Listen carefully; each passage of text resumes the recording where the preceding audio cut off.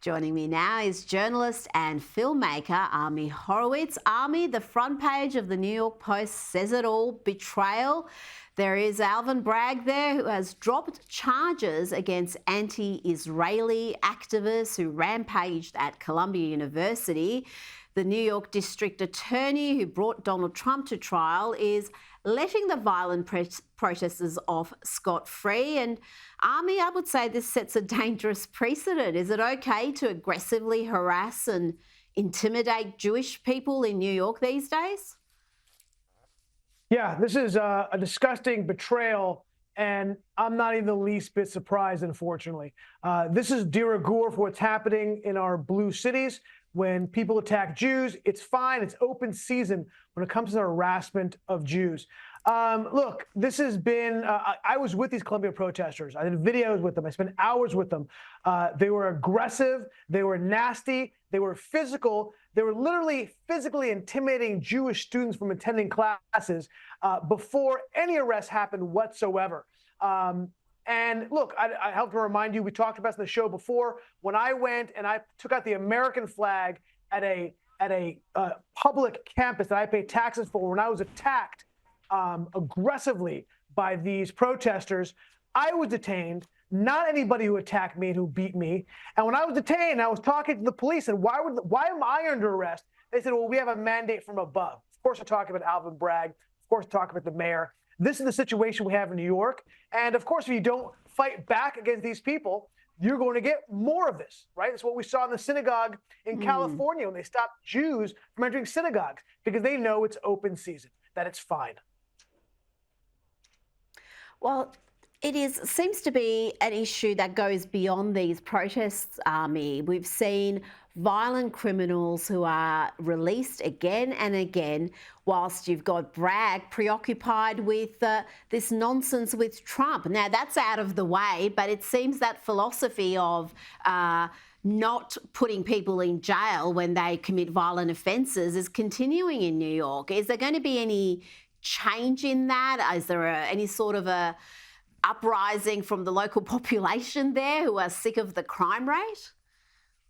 Yeah, no, people see, look, this is what we are finding is that people, when they are, even if they are left of center, right, and they're Democrats, when they're confronted with reality, they in fact do start to show their discomfort. You know, I think you're now seeing in the polls across the country, where in states where Democrats have dominated, right? In Virginia, where a Republican hasn't won in over 20 years. In Minnesota, a Republican hasn't won over 50 years, right? In New York State, where a Republican hasn't won also in over 25 years, we're seeing these things creep within the margin of error or be tied, or in the state of New York, far better than ever done before, because whether it comes with crime or immigration, I think people now see, even Democrats, this cannot work. This cannot stand.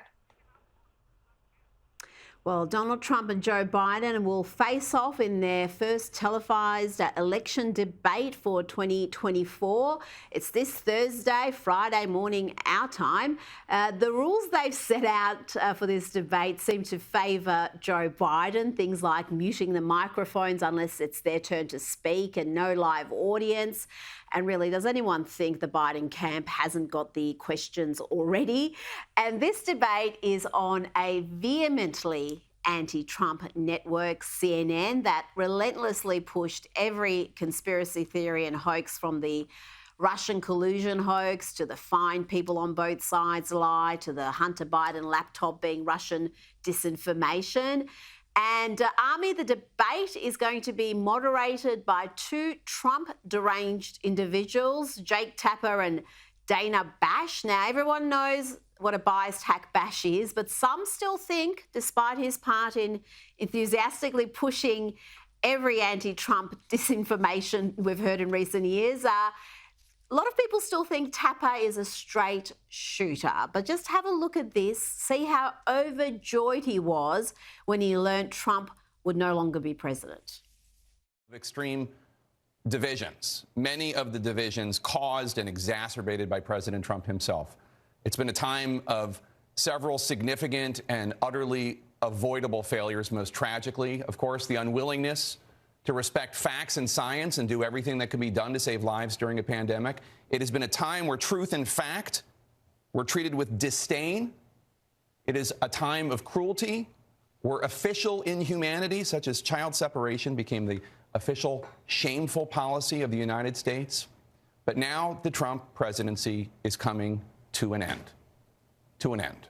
With so many squandered opportunities and ruined potential, but also an era of just plain meanness. It must be said, to paraphrase President Ford, for tens of millions of our fellow Americans, their long national nightmare is over. The nightmare is over. The meanness of the border policies, Ami not respecting the COVID science. That little rant hasn't aged too well. No, look, I actually have known Jake Tapper a little bit. We're somewhat in contact with each other. I kind of like him personally. And I think that everything, it's all relative speaking. I think relative to other people on CNN or MSNBC, he's not that terrible. He is absolutely no fan. Oh, well, that's saying something. As you saw there. True.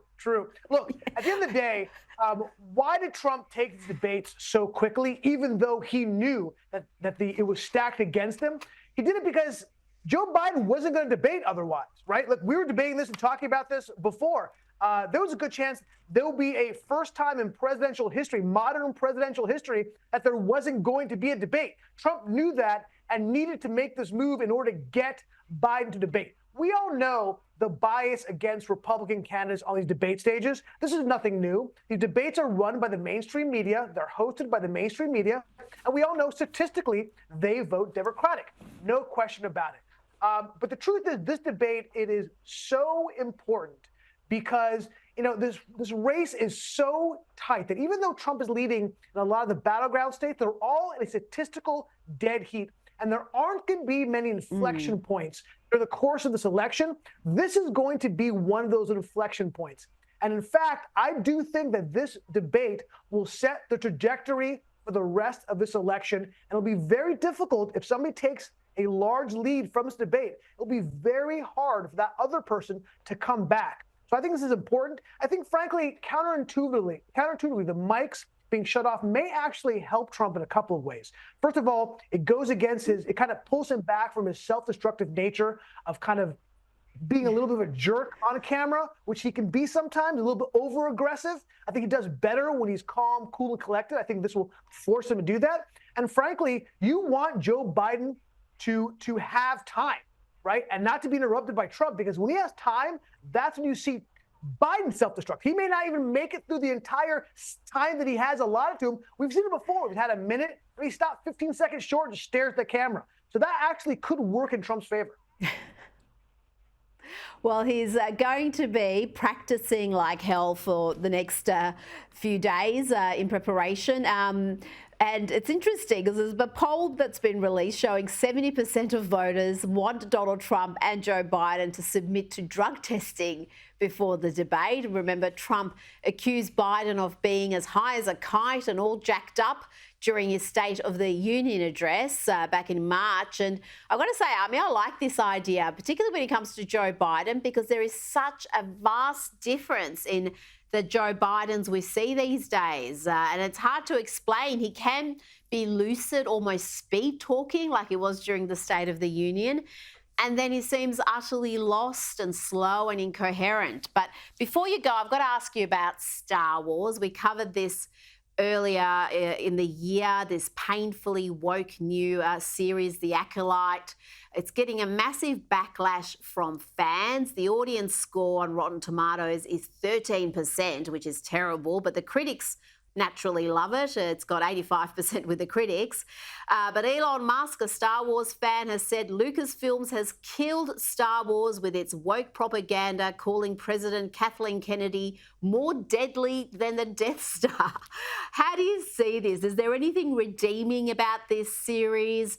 Are people, are people overreacting, or has the series been killed now?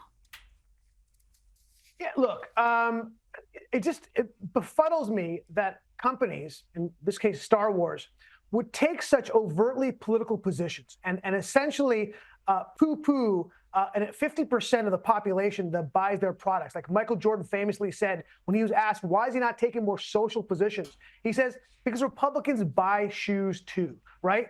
That's a sentiment that every company, particularly one that has stockholders, should learn from. Disney stock is down 50% since 2021. Okay, Yeah. and ultimately that's who they have to satisfy the shareholders. They are not doing that. This whole idea about you have to diversify storytelling so you can identify with the characters on camera has never made sense to me. Look, I'm a Jewish person. There are not that many Jewish people in Star Wars, yet I still identify with the good Star Wars, not the crappy Star Wars. There've been many crappy Star Wars. Yeah, look, because it's about good versus evil. It doesn't matter if you're black or white or a woman or a man. You can identify with that. And I think that they are really doing themselves a disservice by focusing and leaning into wokeness. It doesn't make any sense, and it's killing them. It is, but it's so ideological that they're copying the self-harm. They're copying the audience backlash, the share price plummeting, all the bad press they're getting, Disney, and they just keep pushing this barrow. You got to think at some point there's got to be a stop to it. Ami Horowitz, we always enjoy having you, and we'll speak to you next time. The debate would have been run and won, and I'll be looking forward to your insights. Always a pleasure.